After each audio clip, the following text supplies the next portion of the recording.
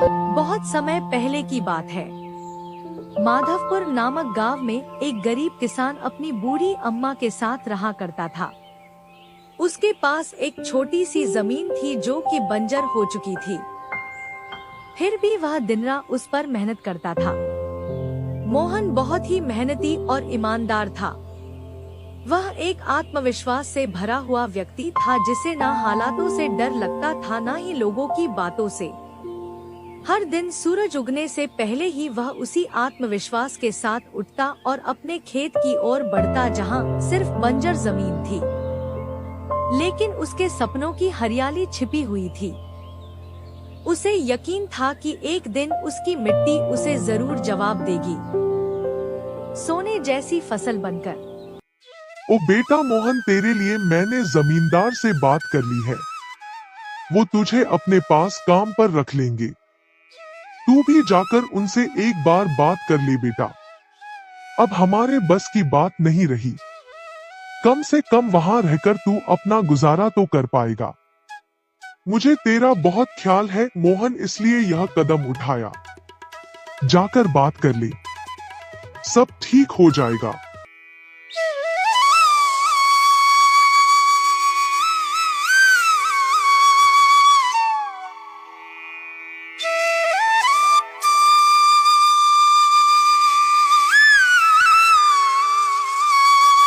अम्मा, तुमने क्यों बात की वहाँ?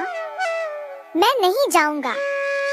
हमारा खुद का खेत है तो मैं दूसरों के पास क्यों काम करने जाऊं? मैं गरीब सही मगर खुददार हूँ। मैं अपनी मिट्टी में पला हूँ, उसी में पसीना बहाऊंगा। चाहे जितनी भी मुश्किल हो अम्मा, मैं अपनी ही जमीन पर मेहनत करूंगा। किसी और की नौकरी नहीं करूंगा। अरे मोहन, उस बंजर जमीन में क्या उगाएगा तू?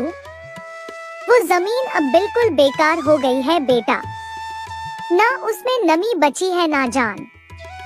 तू अपनी जिंदगी यूं ही जाया कर देगा। उस जमीन को संवारते संवारते मैं जानती हूँ तेरा हौसला बड़ा है, पर बेटा हौसले से पेट नहीं भरता। तू मेरी बात मान ले। वो जमींदार कम से कम तुझे रोज की रोटी तो देगा। अपनी जिद छोड़ दे बेटा। तू थक जाएगा पर वो जमीन कुछ नहीं देगी तुझे। अरे अम्मा, तुम बेकार में ही इतनी परेशान हो रही हो। देखना, एक दिन मैं उसी जमीन से सोना निकालूंगा। यह जमीन ही हमारी सबसे बड़ी ताकत बनेगी। मोहन खेत में काम कर ही रहा था कि तभी वहाँ पर एक आदमी आकर बोला, अरे मोहन भैया, आपको भी मानना पड़ेगा। आप फिर से इस बंजर जमीन पर मेहनत कर रहे हैं। अरे मंगेश भैया, अब क्या करें? जमीन हमसे ज्यादा मेहनत करवा रही है, पर क्या करें? धरती तो माँ समान होती है। जैसा वह चाहे वैसा ही करना पड़ता है।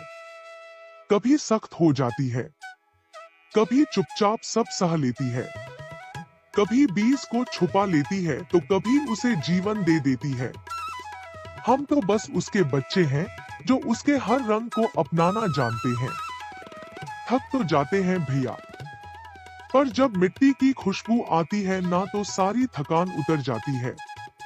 उम्मीद है यह माँ हमें खाली हाथ नहीं लौटाएगी। बस थोड़ा और सब्र, थोड़ा और विश्वास। आप जैसा मूर्ख तो मैंने आज तक नहीं देखा भैया। क्या सोचते हो आप? दुनिया कहां से कहां पहुंच गई और आप अब भी उसी बंजर जमीन से उम्मीद लगाए बैठे हैं। मोहन के पास उस आदमी की बातों का कोई जवाब नहीं था। वह वहां से अपने घर चला जाता है।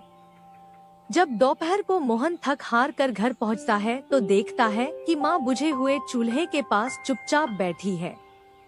क्या हुआ अम्मा? तुम ऐसे क्यों बैठी हो? खाना क्यों नहीं बनाया? क्या बात है? बेटा, चूल्हा जलाने के लिए लकड़ियां नहीं है, इसीलिए चूल्हा कैसे जलेगा? बस इतनी सी बात है अम्मा। मैं अभी जाकर ले आता हूँ लकड़ियाँ। मोहन लकड़ियाँ लाने जंगल चला